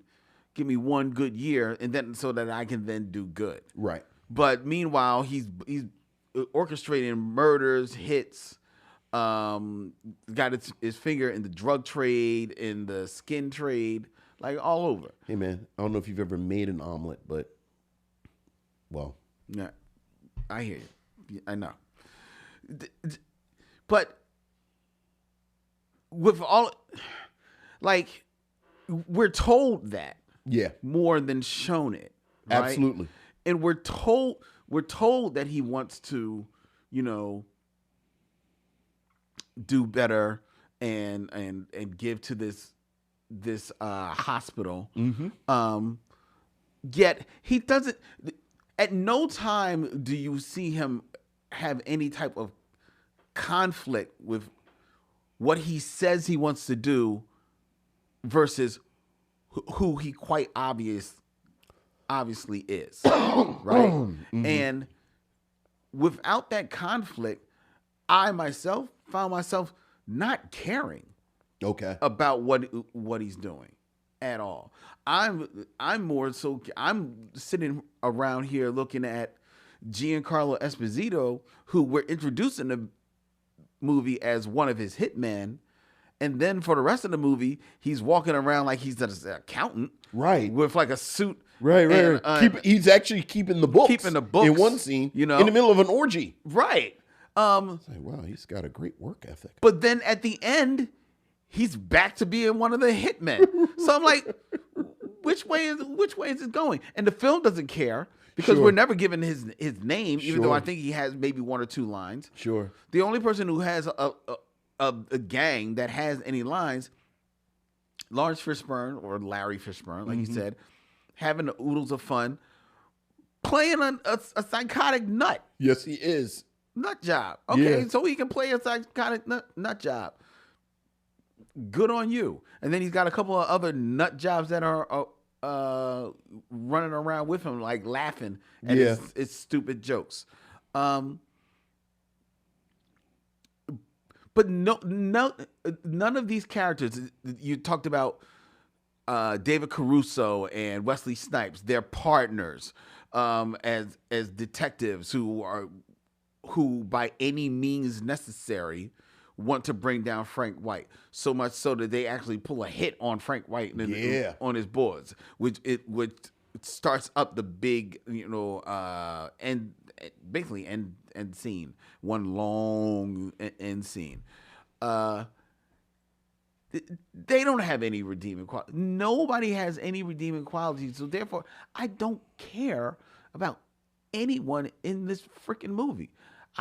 And I'm looking at the bare bones script. I'm looking at the very rudimentary plot that's taking us from point A to point B. We know exactly where we're going along every step of the way. We can tell that guy's about to die. He's about to die. He's about to die. And it just really left me numb. Don't get me wrong. I'm all for a dumb action movie, right? I'm even can just sit down, take off my brain for a stupid, drug thriller, urban thriller as they promote this. But when you have this cast, albeit Wesley Snipes, Larry Fishburne, Giancarlo Esposito, they aren't the men that we would know them to be yet. And nor are they given really the space to present even a little bit of them. No. Of that in this film. But when you have that type of cast, you're expecting them to do, the director and the writer, to do something with them.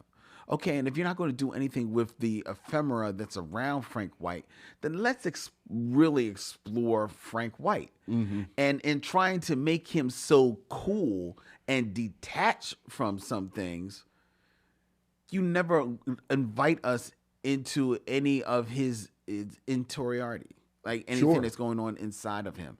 And this time around, I found myself saying, well, then you just lost me. And as far as whether or not it's a black film, I'm just seeing you use black bodies in this movie to prop up this BS story that you've got.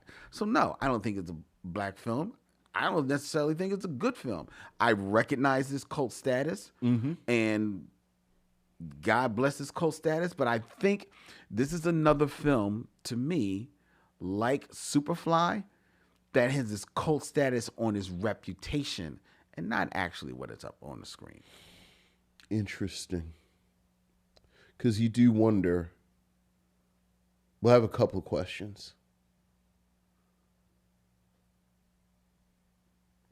You do wonder how many people have actually seen this. Of course,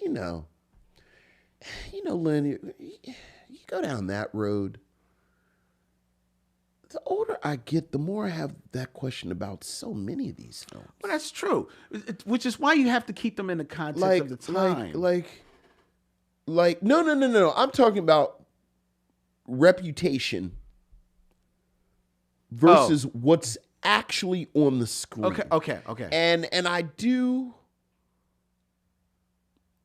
agree with you, frankly, because I think at this point about damn near 90% of these movies that more people know about this film, or even references. So as you mentioned, Notorious B.I.G. would use Frank White as one of his hip hop aliases. They seen a Schoolie D video.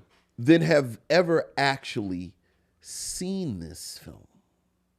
So there's that. And then, I do have to, even if you've seen the film, and I'm guilty of this, I think part of it has always been, it's just neat seeing just the preponderance of actors. Just seeing those faces that you like. Again, it's like all of these characters, Harold Perrineau, I know, is in here for a couple of scenes. I joked last week, but it really is true. Almost one half of the cast of School Days is in this film. But then the other thing I was thinking about, do you have to have a redeeming character in a film for you to have, does there have to be someone with some type of moral compass for a film to hook you? I think it maybe not necessarily a redeeming character, but there has to be some point where you're, to me anyway, in some way I'm at least relating to the character and what the character is going through. I may not ride with it. It may be preposterous. But you have to relate to it. I gotta at least care a little bit about what you're doing. Otherwise, I'm just sitting there watching images. And as cool as Abel Ferreira is as a director, and some of the settings, especially you mentioned filmed at night, filmed sometimes in the rain and alleys. There are some really great shots in this film. But I just don't care. You just don't care. I don't care about anything that's going on. It a little bit, because you see, like I said, Wesley Snipes' character with his wife and his kids at a cop wedding, and you kind of see him seem like a good guy. But see, that's what I mean, though. Like, I feel like, obviously, morally, the police are morally on the right side, even with them breaking the law and going and I do think it is significant that the big set piece with the police is at a wedding. Mm-hmm. And as you said, you see these men as brothers in arms. You see them at a wedding. You see at least Wesley Snipes as a father and a husband. Mm-hmm. They're at the wedding of their partner. and so that I think morally there's no question that the police are on the right side. But I felt like the film identified more with Frank White and his crew. No, they did. Which, for you to keep going back to Tommy Flanagan, Wesley Snipes' character, Tommy Flanagan, as his father and husband and this, that, and the other, I feel like that read is counterintuitive to what Abel Ferreira, I want to call him Abe Vigoda, Abel Ferreira set out to do. And I guess what I'm trying to get to is, what is the failure of the film that it didn't steer you the way I think the film wanted to steer? Because clearly they want you to think that Frank White and his crew are cooler than cool, But that's it. That's all they want you to, he doesn't want you to think anything more about him. But that's not enough for you to relate or to be on Frank White's side. No, especially not if in the middle of the movie he's telling me I want to get these millions for this hospital. Okay, all right. So like Reservoir Dogs, of course. The missionary has me feeling all self-conscious about spoiling a film, but Reservoir Dogs has a character who ends up being clearly a moral center. Mm-hmm. So let's do Goodfellas. Okay. No one is good in Goodfellas.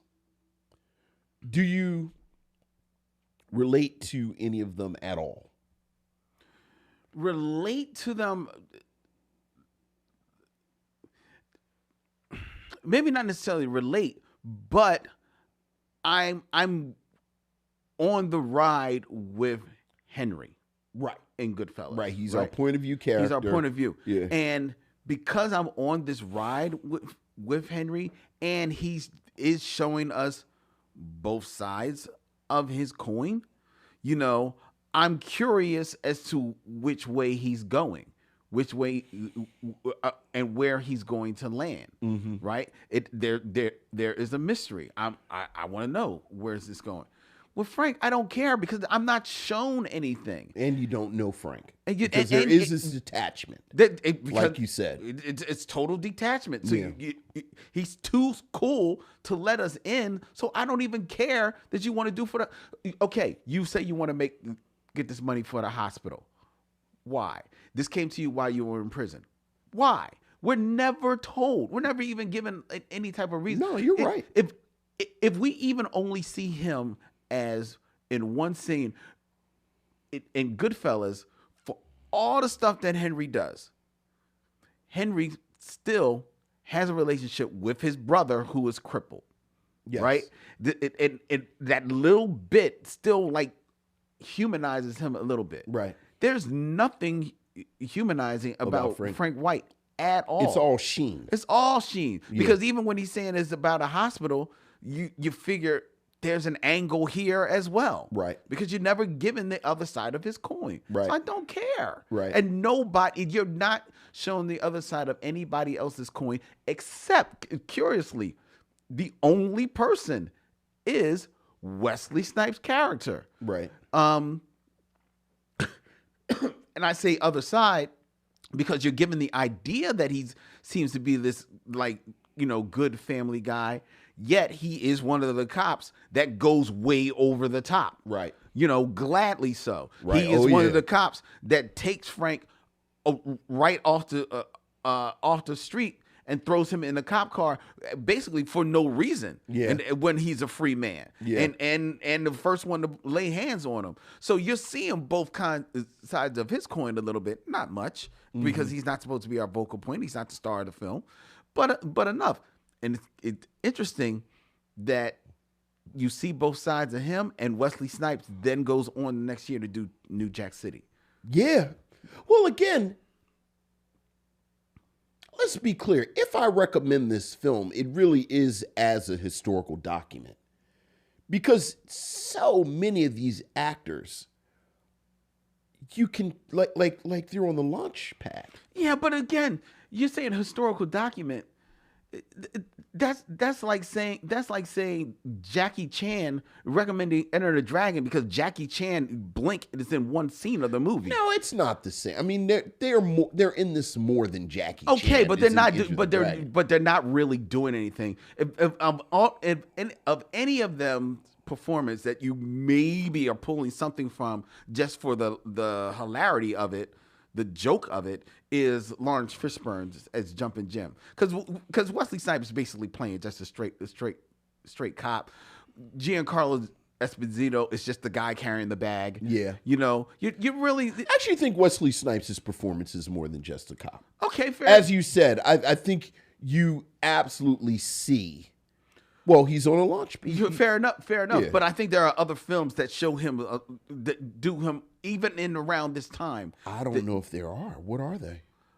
Well, I mean, the following, just the next year, which is still set in this same kind of world. Yeah, it's set in this world. Yeah, it's New Jack City. Yeah, but New Jack City, he's a complete package. I mean, okay. Right? Like New Jack City, really, it really is pre-New Jack City Mo Better Blues. Post New Jack City Mo Better Blues. I still don't think you're missing anything in the Wesley Snipes milieu if you don't see King of New York. And I like David Caruso. Who cares about David Caruso? I think David Caruso, before he blew up his career. I was about to say start reading his own press releases. Yeah. But I think he was the real deal. No, he's talented, but he's not doing anything that great in this movie. I think he's good. He's maybe given one good, halfway decent scene, and that's the scene where spoiler alert, Wesley Snipes dies. Yeah, that's a good scene. Yeah.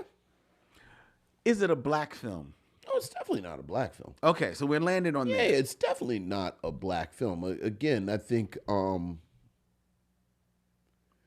think part of the reason it has a place in the culture, speaking of Biggie and Frank White, of these kind of films that hip hop culture has adopted, Scarface, Goodfellas, I think it's the only one with some black people in it.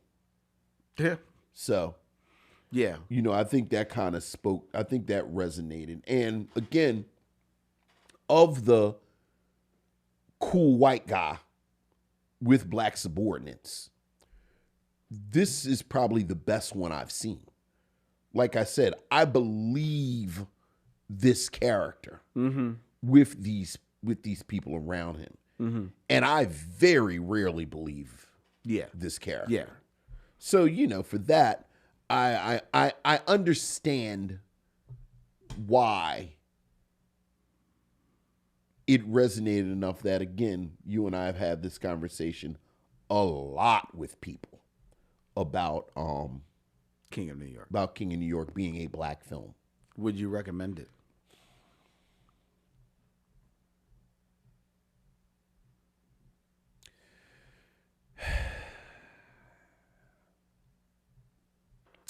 I don't know if I would. Because I don't know if you need to see. You just said it's a historical document. It's a historical document, but David Caruso, gotta see it. Your words.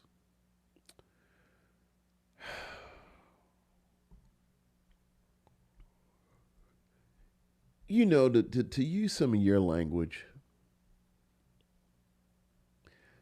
I think this is a film that the attributes work, even if you see it in chunks. So, like, you know, there's maybe the most famous scene from the film is when Frank White gets home. And, you know, Christopher Walken has this wonderful little dance moment, and everybody's in the room with him. Like, I think if you watch that scene, I don't know how much More you need to see. more you need to see. Like, okay, you need to know about, like, you know, like Wesley Snipes isn't in that scene. But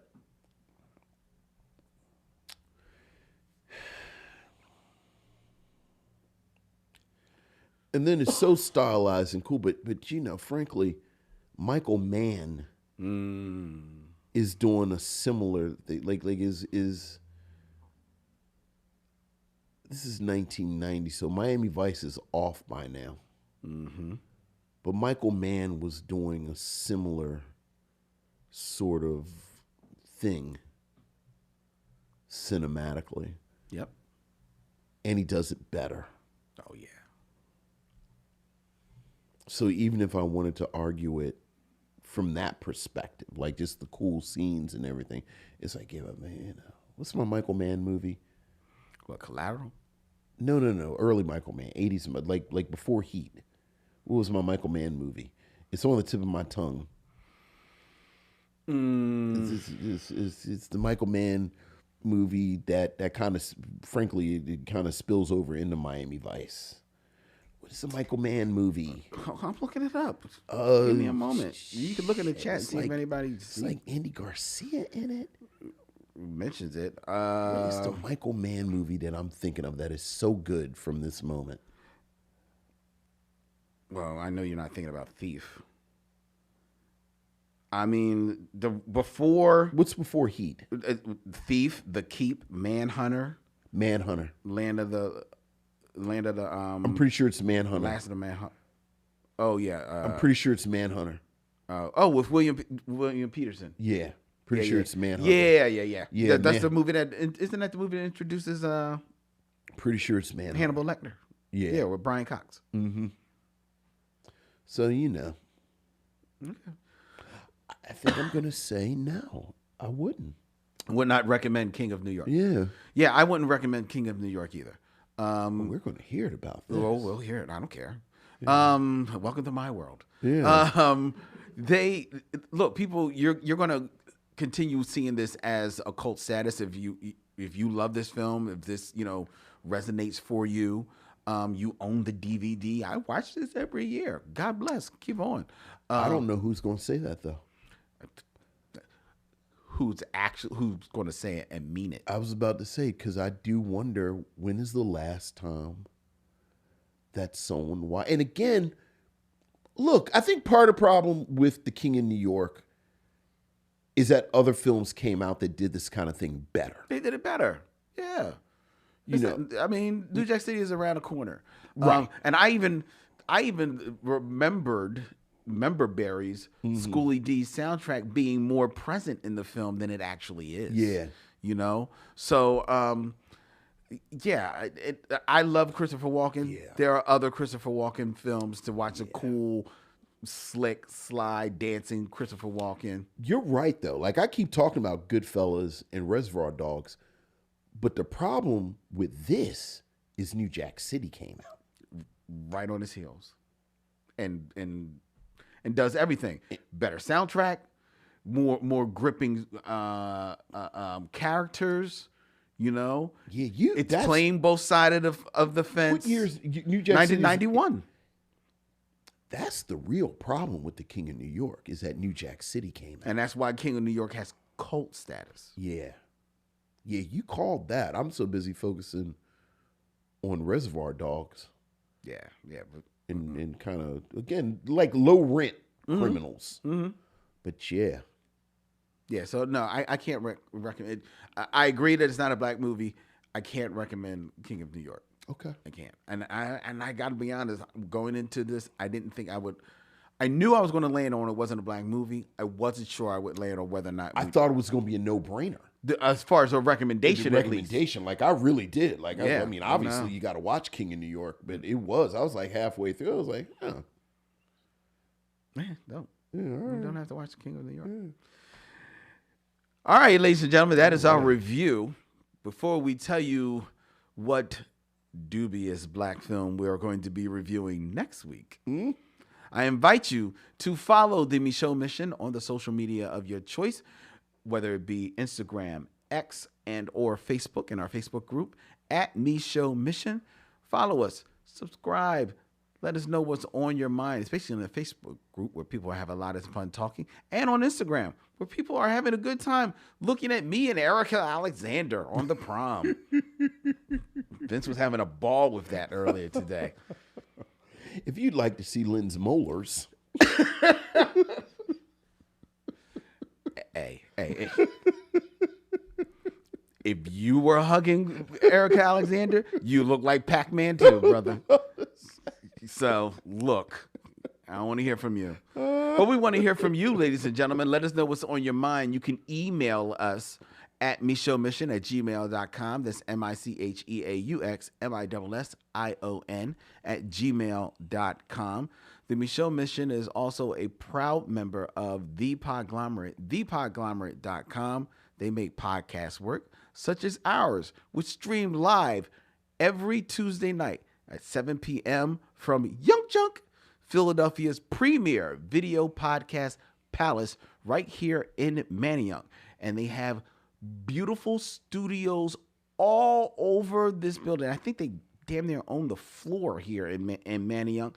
And you can book your time in those studios right now. Just email Dylan at youngjunk.com. That's DYLAN at youngjunk.com. Gotta punch those K's there. Yes, that's what I hear. All right. All right. And the Micheaux Mission, after we stream live here, it goes up on our YouTube channel where you can subscribe, hit that bell, and be notified when we're going to go live and when we have our breakout videos going up there. We have our shorts going up. We have the 6 Degrees of Derville Martin. We have Top 5. We have a whole bunch of fun videos, more and more going up every week on the Micheaux Mission on YouTube. So subscribe and ring that bell. Let us get our numbers up there. All right.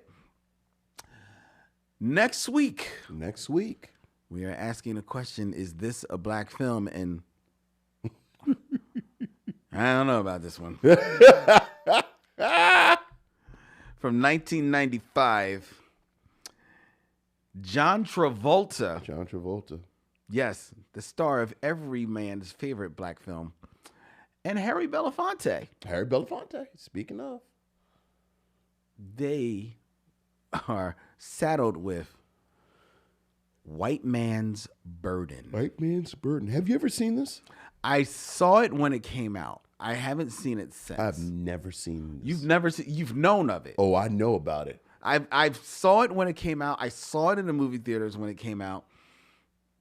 1995. I'm 28 years old. Mm-hmm. And I am watching this film, and I'm like, this is a thing.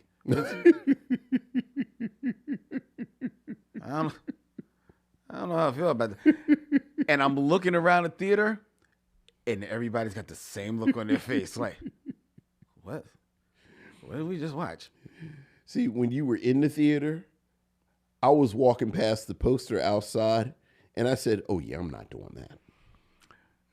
But it would. I mean, it's an interesting thought experiment. Well, We'll see. we'll see. Next week. Next week. Here on the Micheaux Mission. Until then, he's Vincent. I'm Len, and in parting, we say, We'll see you when it's time to meet again.